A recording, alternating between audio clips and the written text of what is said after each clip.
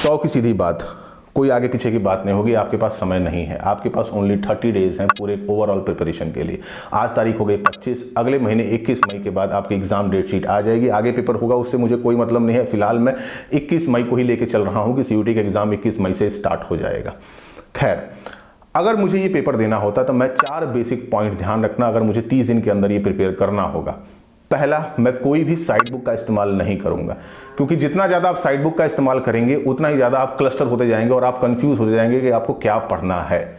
दूसरा, मैं सिर्फ एमसीक्यूज को लगाता, एमसीक्यूज के अलावा मैं दूसरा किसी भी क्वेश्चन सीरीज को लगाने की कोशिश नहीं करता। क्यों?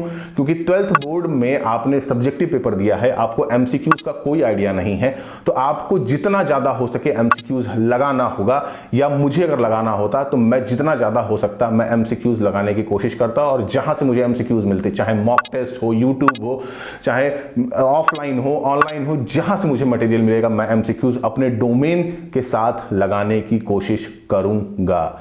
तीसरा एंड फोरमोस्ट सबसे ज्यादा इंपॉर्टेंट पॉइंट है, आपको एनसीईआरटी पढ़नी है। विदाउट एनसीईआरटी आप कुछ भी नहीं कर पाएंगे। बिना एनसीईआरटी के आप रत्ती भर के भी इंसान नहीं है, ये बात याद रखिएगा। एनटीए का मोस्ट ऑफ द पेपर, जो भी प्रीवियस ईयर का पेपर हुआ है 1 साल का, उसमें यह देखने को मिला है कि 90 से 95% जो क्वेश्चन है वो एनसीईआरटी बेस्ड क्वेश्चन है। एनसीईआरटी के अलावा कहीं और से क्वेश्चन नहीं बनेगा, क्योंकि एनटीए ऑफिशियल जो बुक्स हैं उनसे वो पेपर तैयार करेगा, और वो कौन सी है? वो है एनसीईआरटी। एनसीईआरटी के अलावा कुछ भी आपको नहीं पढ़ना है। दूसरा, इसलिए भी नहीं पढ़ना है क्योंकि आपका दिमाग क्लस्टर हो जाएगा। जितना ज़्यादा आप साइड बुक्स लगाने की कोशिश करेंगे, जितना ज़्यादा दूसरी किताबों को लगाने की कोशिश करेंगे, उतना ही ज़्यादा क्लस्टर होता जाएगा। प्लस इसके साथ जो साइड बुक्स होती हैं वो मोटी मोटी होती हैं, बहुत मोटी मोटी होती हैं। उन किताबों के पास पढ़ने के लिए आपके पास टाइम नहीं है, आपके पास समय नहीं है। You don't have time for that, इतनी मोटी मोटी किताबें पढ़ने के लिए। आप छोटी सी एनसीईआरटी आती है, 100 पन्ने 150 पन्ने की किताब है, उसको आप पढ़ जाइए। आपका मैक्स टू मैक्स कम से कम 70% क्वेश्चन, 80% क्वेश्चन तो वहां से डन हो जाएगा। लास्ट पॉइंट, रिवीजन करते जाइए, थरल रिवीजन करिए, ब्रीफ पढ़िए, बेसिक पढ़ते जाइए, आपको ज्यादा डीप में नहीं पढ़ना है। इसके अलावा एक जो लास्ट पॉइंट है वो सबसे ज्यादा आपको ध्यान रखना है कि आपके डोमेन के साथ साथ प्लस आपको अपने जनरल टेस्ट और प्लस उसके साथ साथ आपको ये भी ध्यान रखना है कि आप अपने लैंग्वेज पे काम कर सकें, मतलब जो लैंग्वेज पेपर होगा उसको। तो इन 5 चीज़ों को मैं 30 दिनों में अगर डिवाइड करूं तो मेरे पास हर डोमेन के लिए सिर्फ 6 दिन बचते हैं कंप्लीट करने के लिए। तो 6 दिन का इनिशियल स्टेज लेके चलिए। हर डोमेन पेपर के लिए 6 दिन बहुत होते हैं अगर आप अच्छे से प्रिपेयर करते हैं तो।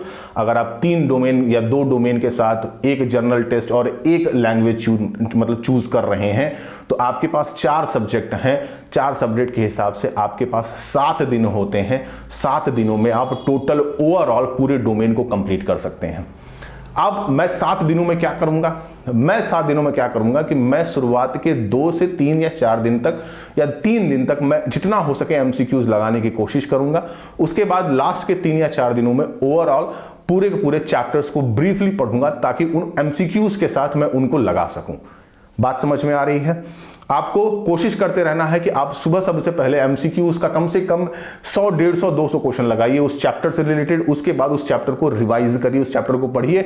आपके दिमाग में एमसीक्यूज छप जाएंगे, ये आप मान लीजिए। आप चैप्टर पढ़ के एमसीक्यूज लगाएंगे, आप कंफ्यूज हो जाएंगे, बट आप एमसीक्यूज लगा के चैप्टर पढ़ेंगे, ठीक उल्टा होगा। तैयार रखो, जरूरी है। इसको इसी हिसाब से तुम क्वालिफाइड कर सकते हो।